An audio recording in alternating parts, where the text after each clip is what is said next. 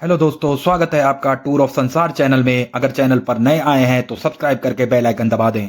Hello दोस्तों, कैसे हैं आप सब। उम्मीद करता हूँ कि सब बढ़िया होगा। क्या आप जानते हैं कि भारत के किस शहर को वाइन कैपिटल ऑफ इंडिया कहा जाता है। हर साल यहाँ वाइन फेस्टिवल का आयोजन भी किया जाता है, जिसमें देश विदेश से आए पर्यटकों को वाइन पर 20 से 40% तक का डिस्काउंट दिया जाता है। और भारत के कौन से शहर में सबसे पहले करेंसी प्रिंटिंग प्रेस खोले गए थे। भारत में एक ऐसी जगह है जिसे हनुमान जी की जन्मस्थली के रूप में भी जाना जाता है, और यही वो जगह है जहाँ से रावण ने माता सीता का अपहरण किया था। इस शहर में सबसे ज्यादा अंगूरों का उत्पादन किया जाता है, और हर 12 साल में एक बार यहाँ पर महाकुंभ का आयोजन भी होता है। भारत को आजाद कराने में भी इस शहर की भूमिका काफी महत्वपूर्ण रही है। इस शहर के गुलाबों की खुशबू देश के कोने कोने में महकती है, और ये शहर अपने मंदिरों और कई पर्यटन स्थलों के लिए भी प्रसिद्ध है। दोस्तों, आज हम बात कर रहे हैं महाराष्ट्र के एक प्रमुख शहर नासिक के। तो चलिए बिना देर किए शुरू करते हैं आज के वीडियो। नासिक महाराष्ट्र में गोदावरी नदी के तट पर स्थित एक बहुत ही खूबसूरत शहर है। वर्तमान समय में शहर की कुल आबादी 21,80,000 के आसपास है। महाराष्ट्र में मुंबई, पुणे और नागपुर के बाद चौथा सबसे बड़ा शहर है नासिक।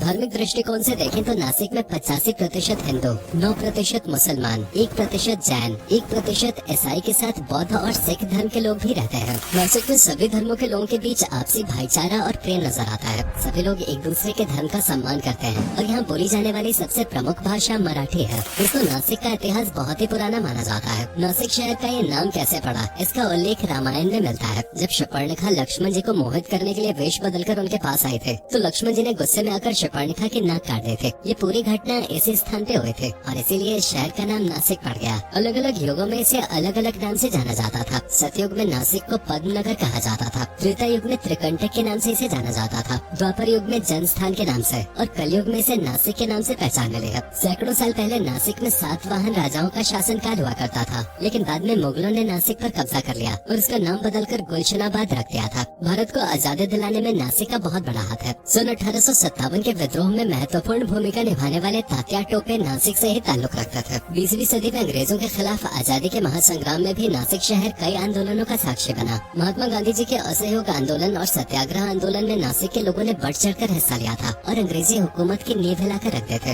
दोस्तों, नासिक शहर की अर्थव्यवस्था की बात करें तो शहर की GDP $33 बिलियन के आसपास है, जिससे महाराष्ट्र सहित पूरे देश की अर्थव्यवस्था को मजबूती मिल रही है। यहाँ पर Atlas, Mahindra, CEAT tyres, Hindustan Unilever limited जैसी कई बड़ी कंपनियां मौजूद हैं, और बड़ी संख्या में बिहार, उत्तर प्रदेश और अन्य कई राज्यों से लोग रोजगार की तलाश में नासिक शहर आते हैं। बता दें, देश की पहली करेंसी छापने की प्रिंटिंग प्रेस नासिक शहर में ही शुरू किए गए थे, और यहाँ पर सबसे पहले 5 रुपए का नोट प्रिंट किया गया था। कई बड़ी बड़ी हस्तियों का जन्म इस शहर में हुआ था। भारतीय फिल्म इंडस्ट्री के पितामह कहे जाने वाले दादा साहब फाल्के जी का जन्म भी नासिक में ही हुआ था। देश की सबसे पहले फिल्म राजा हरिश्चंद्र दादा साहब फाल्के जी ने नासिक में ही बनाई थी। नासिक शहर की खूबसूरती को कई बॉलीवुड फिल्मों में भी दिखाया जा चुका है। बाजीगर, मदर इंडिया, अशोका, शमिताभ, खाके और पीके जैसी फिल्मों की शूटिंग नासिक में हुई है। नासिक में बड़ी संख्या में लोग एग्रीकल्चर सेक्टर से भी जुड़े हुए हैं। सबसे ज्यादा अंगूरों का उत्पादन नासिक में होता है। इसके अलावा लहसुन, प्याज, गेहूं, धान और कई अन्य फसलों का उत्पादन भी नासिक में किया जाता है। इसको नासिक को भारत सरकार ने स्मार्ट सिटी मिशन के तहत टियर 2 की सूची में शामिल किया है। पिछले कुछ सालों में यहाँ पर कई विकास कार्य हुए हैं। शहर के इंफ्रास्ट्रक्चर में सुधार किया जा रहा है। देश का दूसरा सबसे लंबा रोड ब्रिज भी नासिक में ही मौजूद है। नासिक शहर में भारतीय सेना का आर्टिलरी सेंटर भी मौजूद है। दरअसल सन 1947 में आजादी के दौरान ये सेंटर पाकिस्तान से भारत शिफ्ट किया गया था। यहाँ पर भारतीय जवानों को आधुनिक हथियार और तोप चलाने की ट्रेनिंग दी जाती है। पर्यटकों के लिए भी इस स्थान पर एक आर्टिलरी म्यूजियम भी बनाया गया है, जहाँ आपको कई शानदार हथियार, मिसाइल्स और अन्य सैन्य उपकरण देखने को मिल जाएंगे। अगर आपको भी भारतीय सेना पर गर्व है तो एक बार इस म्यूजियम को जरूर विजिट करें। आज के समय में MiG-27, MiG-21 और सुखोई जैसे लड़ाकू विमान भी नासिक में ही बनाए जा रहे हैं। नासिक महाराष्ट्र के एक प्रमुख एजुकेशन हब के तौर पर भी अपनी पहचान बना रहा है। नासिक शहर का लिटरेसी रेट 90% से भी ज्यादा है। Symbiosis institute of operations management,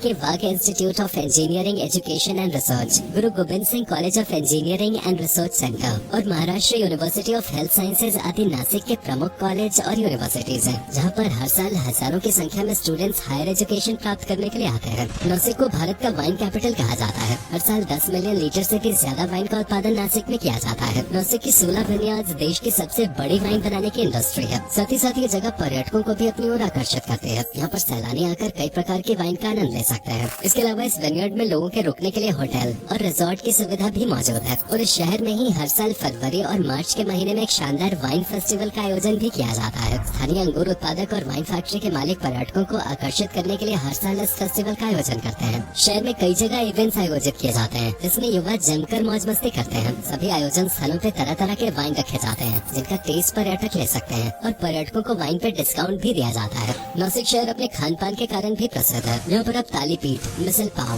भेलपुरे, हवेली, वड़ा पाव और भरली वंगी जैसी डिशेज एक बार जरूर ट्राई करें। कई शानदार रेस्टोरेंट्स के साथ साथ नासिक में स्ट्रीट फूड का भी आप लुत्फ ले सकते हैं। कम दाम में दमदार जायके का स्वाद चखना है तो नासिक के स्ट्रीट फूड को अभी से अपने विश लिस्ट में जरूर शामिल कर लें। नासिक शहर अपने ढोल के कारण भी प्रसिद्ध है। आज भी नासिक में जब कोई उत्सव होता है तो यहाँ पारंपरिक ढोलों की गूंज से पूरा शहर गुंजायमान हो जाता है। और प्रत्येक 12 सालों में नासिक में महाकुंभ का आयोजन किया जाता है। त्रिवेणी संगम पर लाखों लोग डुबकी लगाते हैं। ये मेला आस्था का एक प्रमुख केंद्र है। बड़ी संख्या में नागा साधु भी महाकुंभ के स्नान के लिए नासिक पहुँचते हैं। आखिरी बार नासिक में साल 2015 में कुंभ मेले का आयोजन किया गया था। अगला महाआयोजन साल 2027 में आयोजित होगा। दरअसल जब सूर्य सिंह राशि में प्रवेश करता है उस दौरान नासिक में महाकुंभ का आयोजन होता है। नासिक में छत्रपति शिवाजी महाराज जी की जयंती भी धूमधाम से मनाई जाती है। चलिए दोस्तों, अब हम आपको नासिक की उन जगहों के बारे में बताते हैं जहां आप घूमने के लिए जा सकते हैं। वैसे तो मुख्य रूप से नासिक शहर अपने ऐतिहासिक मंदिरों और तीर्थ स्थलों के लिए ही जाना जाता है। नासिक के अंजनेरी हिल्स को महाबली हनुमान जी का जन्म स्थल माना जाता है। अंजनेरी हिल्स के ऊपर हनुमान जी का एक मंदिर भी बना हुआ है जहाँ पहुँचने के लिए आपको थोड़ी ट्रैकिंग करनी होगी। साथ ही यहाँ पर एक झील भी बनी हुई है। कहा जाता है ये झील हनुमान जी के पैर रखने के कारण बने थे। गोदावरी के किनारे पंचवटी नासिक की एक बेहद खूबसूरत जगह है और साथ ही ये हिंदुओं के लिए प्रमुख आस्था का केंद्र भी है। कहा जाता है कि इसी स्थान पर भगवान राम ने माता सीता और भाई लक्ष्मण के साथ अपने वनवास का ज्यादातर समय बिताया था। इस जगह का नाम यहाँ मौजूद बरगद के 5 पेड़ों के कारण पड़ा है। इसके अलावा ऐसे स्थान पे एक सीता गुफा भी बनी हुई है जिसे देखने दूर दूर से श्रद्धालु आते हैं।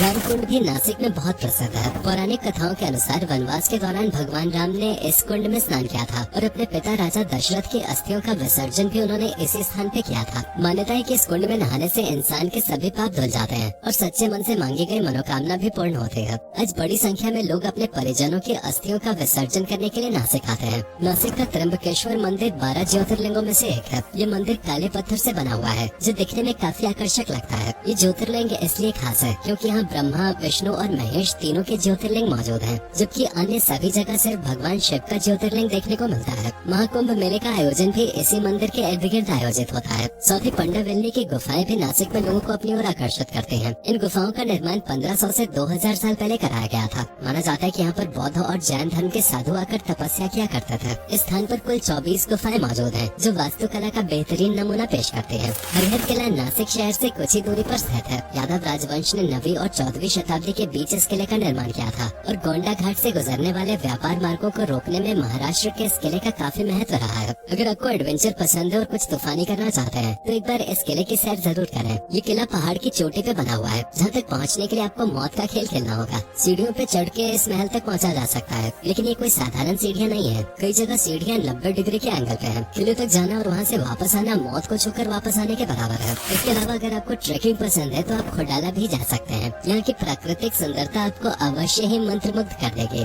अगर पुराने सिक्के देखने का शौक है तो नासिक के कॉइन म्यूजियम में आप जा सकते हैं, जहाँ आपको अलग अलग दौर के सिक्के देखने को मिलेंगे। साथ ही उनके बारे में जानकारी भी विस्तार से लिखी हुई है। पूरे नासिक में करीब 30 छोटे बड़े डैम्स मौजूद हैं और ज्यादातर डैम्स के आसपास के एरिया को पिकनिक स्पॉट के रूप में विकसित किया जा रहा है। नासिक में ही मांगी टुंगी की पहाड़ियों पर भगवान आदिनाथ की 108 फीट की ऊंची प्रतिमा स्थित है, जो दुनिया में सबसे ऊंची जैन प्रतिमा है। इन सब जगहों के अलावा आप Muktidham temple, Kalaram temple, Saptashrungi temple, Tapovan और श्री धर्मचक्र प्रभाव तीर्थ जैसी जगहों पे भी जा सकते हैं। जब आप इस शहर की यात्रा करें तो यहाँ खरीदारी जरूर करें। नासिक अपने चांदी के बर्तनों के लिए प्रसिद्ध है। आप बाजारों में घूम सकते हैं और विभिन्न दुकानों का पता लगा सकते हैं जो दस्तकारी चांदी के सामान बेचते हैं। इन दुकानों में आपको पूजा की आवश्यक वस्तुएं, छोटे देवी देवता, बर्तन, आभूषण आदि तरह तरह के सामान मिल जाएंगे। नासिक जाने के लिए सबसे अच्छा मौसम अक्टूबर से मार्च के बीच माना जाता है, लेकिन अगर आपको बारिश पसंद है तो जुलाई के महीने में भी नासिक जा सकते हैं। बरसात के मौसम में नासिक की सुंदरता कई गुना बढ़ जाती है। नासिक तक पहुँचने के लिए आप सड़क मार्ग, रेल मार्ग या हवाई मार्ग का इस्तेमाल कर सकते हैं। नासिक एयरपोर्ट शहर का प्रमुख हवाई अड्डा है। देश के बड़े शहरों से आपको नासिक तक की सीधी उड़ान मिल जाएगी।